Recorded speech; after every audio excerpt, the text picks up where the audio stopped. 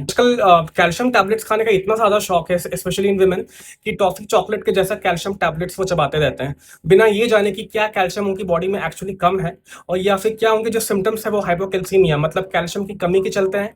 तो आज हम इस वीडियो में बात करेंगे कुछ कुछ पॉइंट्स कि क्या कैल्शियम का डोज कैसे लेना चाहिए और कितना रिकमेंडेड इनटेक होना चाहिए। कैल्शियम का रिकमेंडेड डाइटरी अलाउंस जो होता है it is 1 to 1.2 grams per day, मतलब एक दिन में 1 to 1.2 ग्राम्स ऑफ कैल्शियम आपको खाना चाहिए। एंड जो मैक्सिमम डेली डोज है that is 2.5 gram. 2 to 2.5 gram dose अगर आप लेते हैं उसके ऊपर तो डेफिनेटली आपको रिस्क हो सकता है आगे हार्मफुल इफेक्ट्स के। एक्चुअली कैल्शियम सप्लीमेंट जो आते हैं यूजुअली हम जो टैबलेट्स के फॉर्म में यूज़ करते हैं वो या तो कैल्शियम कार्बोनेट या तो कैल्शियम सिट्रेट के फॉर्म में होते हैं। उनमें से कैल्शियम कार्बोनेट में एलिमेंटल कैल्शियम की मात्रा सबसे ज़्यादा होती है, 40% एलिमेंटल कैल्शियम होती है।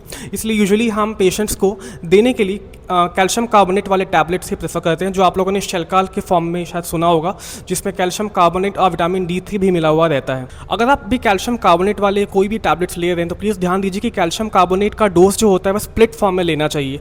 मतलब एक साथ बहुत ज़्यादा डोज लेने का कोई मतलब नहीं है। अगर आपका टोटल रिकमेंडेड डोज दिन में 1.5 ग्राम है या फिर 1 ग्राम है तो 500 mg करके 2 भागों में लीजिए।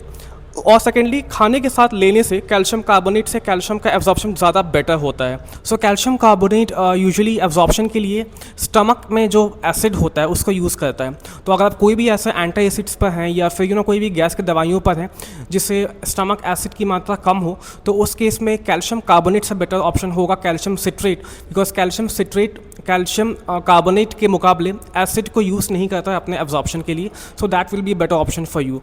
But overall calcium carbonate is a better option because उसमें एलिमेंटल कैल्शियम की मात्रा सबसे ज़्यादा होती है। बहुत सारे पेशेंट्स आते हैं ओपीडी में जो झगड़ने लगते हैं कि हमें कैल्शियम का टैबलेट लिख के दो क्योंकि मुझे बॉडी में यहाँ पर पेन है वहाँ पर पेन है। एक्सेस कैल्शियम अगर आपकी बॉडी में आपने लिया तो कैल्शियम एब्जॉर्ब होने के बजाय एक्सेस सर्कुलेशन में जाएगा जो कि एंड में किडनी स्टोन्स में परिवर्तित हो सकता है।